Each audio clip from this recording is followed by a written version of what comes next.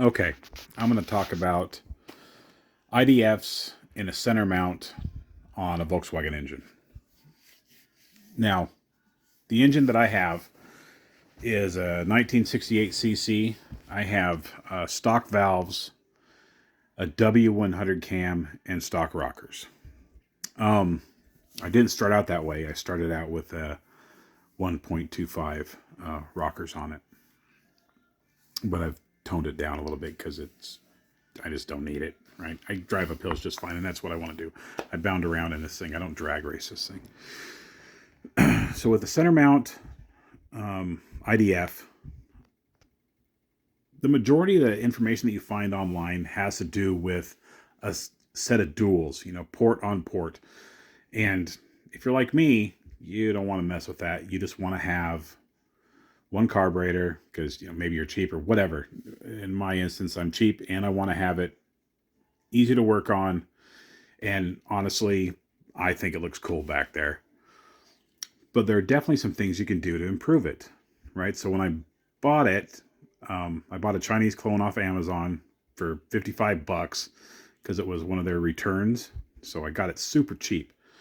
I drilled the holes in the throttle plates, the 2mm holes that you see online, or if you were to buy a center mount from anybody else, it'll say it has a 2cm holes. So I drilled those in the location where they should be. And it's still, whatever. It comes with a 115 main, an F11, and a 200 air corrector, which is pretty sweet if you're doing port on port. Center mount, not so much. So when I first started driving it with those rockers too, with those 1.25 rockers, it was an F11, 125 main, and I'd bounce around between a 160 and a 175 air corrector. I could do either one. It wasn't a big deal. And it had a lot of really good top end, right? It was really impressive. When I first mentioned to a guy that I get some parts from in Nampa, he mentioned that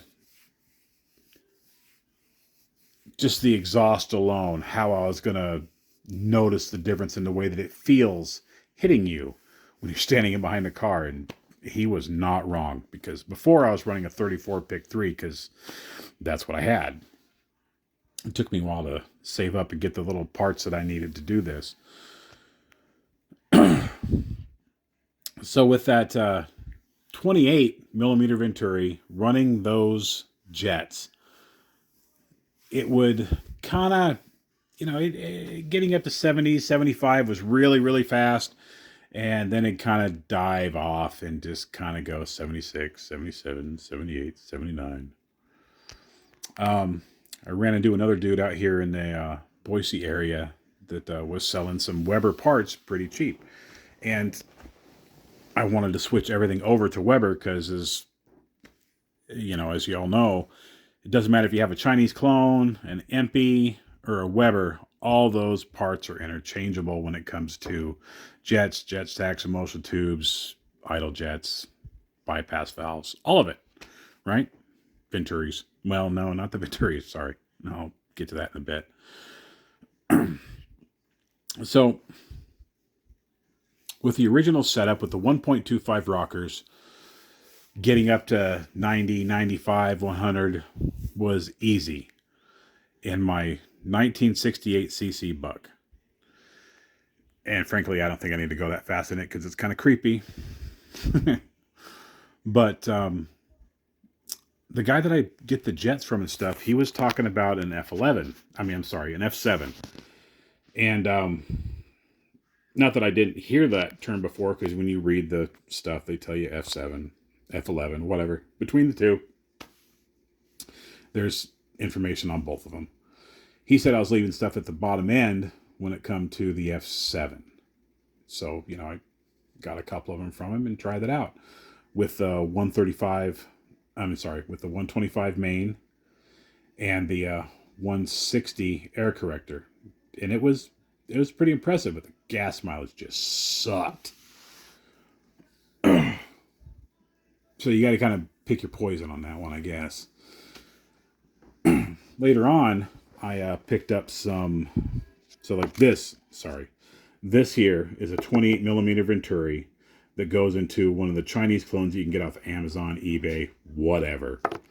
This is a 32 millimeter Venturi meant for a real 40 IDF.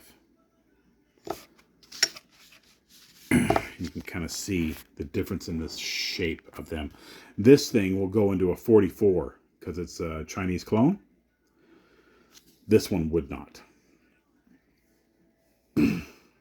I'm sorry, vice versa. You get what I mean. So I picked up these. I have 4 of them in case I ever want to run duels. These let me go from a 125 main to a 135 main. And it's kind of obvious, right? When you swap those out and you have those same jets, the car is going to run like crap when you give it the throttle. It's just going to bog out, bounce around. It's going to be terrible. And so me being the guy that doesn't really understand, I wouldn't say didn't really understand carburetors that well. I already worked on before this Volkswagen experience was Rochester Quadrajets, and people don't like those. Some people do. I freaking love them. I think they're awesome on a small block Chevy. But anyway, that's another story. These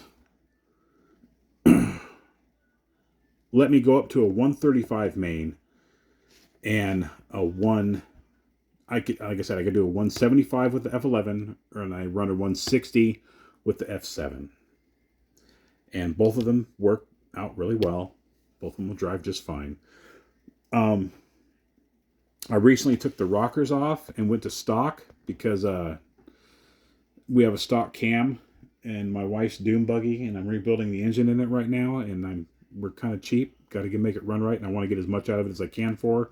So I want to put the 125s on her stock cam, which will make it like a Scat C20, which frankly in a fiberglass dune buggy will be just freaking fine. But check out the difference in the emulsion tubes, right? So this one is, what is that one? I think it's an F11. Yeah. That one there is an F11. And look at the holes, right? The way the holes are placed and the way the holes pull into the fuel to mix with the air. And this here is an F7. Right? They're all around. Let's see if I can set that up for you. So it's hard to really know unless you're going to like cut one of these things in half. But I'm kind of assuming, right, that this center section is where things get mixed up, right? The F11 is, the F11, F7, when you read their literature, it doesn't matter. It just means when they created it in relation to the one that was created before it, right? F7 doesn't mean anything in relation to F11 other than there was an 8, 9, and 10 in between them, right? But, check that out, right? So F7 has all of its pull. It's shorter. The mixing area, I believe this is a mixing area, right? Where it starts to pull up to the mixing area anyway. Something matters with it in relation to this F11. In the way that these are angled and these are not angled. And then plus there's another hole up here, just above where it's pulled in. So everything with the F7 is done down at the bottom. If you look at it, the stages of, progression from start to finish, this has more at the finish in relation to this one.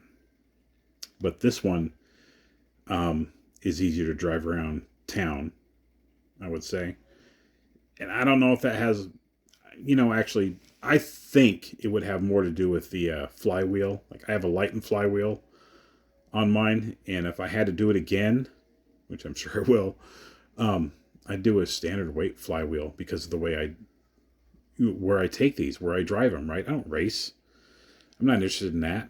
I want to drive around on my bug. I want to have a nice smooth ride. And from what I see online with other guys that do these kind of videos, the standard flywheel seems to be what you want if you're just, being the guy that drives around, not the guy that shows up at the quarter mile and wants to have something to say about it. So, honestly, what I think when it comes to the center mount, they want to talk about, so dual mount, dual carburetors, dual throat on throat, IDFs, IDAs, whatever. The Venturi shouldn't be any more from 3 to 5 millimeters smaller than the intake valve. I have stock valves, so I have 35 millimeter intake valves, which means this 28 would work really well on a set of duals. It'd be pretty sweet. This 32 might give you issues depending on, whatever. I can't say. But I don't run duals. I run a single.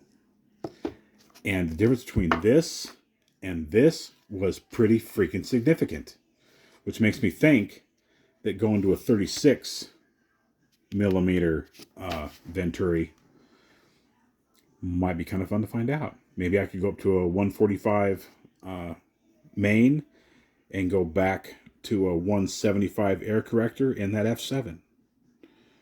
I don't know. It's something I honestly want to find out, because my wife created a monster when she bought me this Baja Bug. She got it for me because she couldn't stand my Acura that kept breaking down, and I don't want to get into reasons why that thing kept breaking down, because I really kind of know now, and I'm disappointed in myself for that. But all that car video is sitting in the garage, so she goes, "I'll buy you this, just get rid of that." And I'm like, okay, fine. And honestly, I wouldn't have given two shakes at a Volkswagen. I never thought anything like that was worth a crap. And boy, was I wrong. Holy jeez.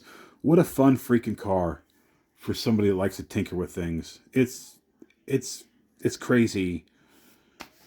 I can't stop thinking about ways to make it better, ways to try this out. What happens if I do this? Because you look at like my truck. I have an '05 Dodge Ram, and I have a tuner for it. And I can completely change the way that truck drives with a push of a button, right? And the fuel that I put in it. And it's significant. It's freaking matters. It's awesome. And with this, it's completely different. You don't have the preset diagnostics that let the vehicle do what you're going to want it to do because somebody else has already figured out. This here, you got to figure out.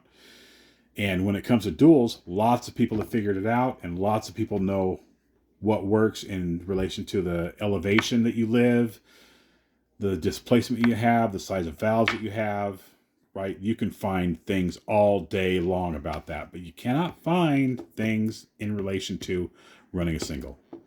And that's what I like to do, is run a single. So here it says engine capacity, right? Main Venturi diameter in relation to engine capacity, right? I'm a 1968. So, I'm kind of in between those two lines. And when you run it up, I'm pretty much right at where I would need to be if I was running duals, because all of this literature, like I said, is about duals. Port on port. So, you have one valve pulling on one throat, pulling on one Venturi. When you're running a single, you have two valves pulling on one Venturi. Down, the intake manifold. So that has to change the way things work, obviously, right? So 36, 38 millimeter Venturi might be a thing. I don't know yet, but I'm going to find out. And I hope you all got something out of this. I hope this does somebody some good when it comes to them running a single, because, like I said, there's not a lot out there about it. And if you look at any of the websites that talk about running a single, they're just copy and paste. And that's fine because, it is what it is, right? But honestly, when you get your single IDF and you get it set up the way you want, you'll be happy with it. I am. I freaking love it. I think it's awesome. And I never knew that I would think that was cool. But here we are. So anyway, I hope this does somebody some good, like I said. And y'all have a good night. Bye-bye.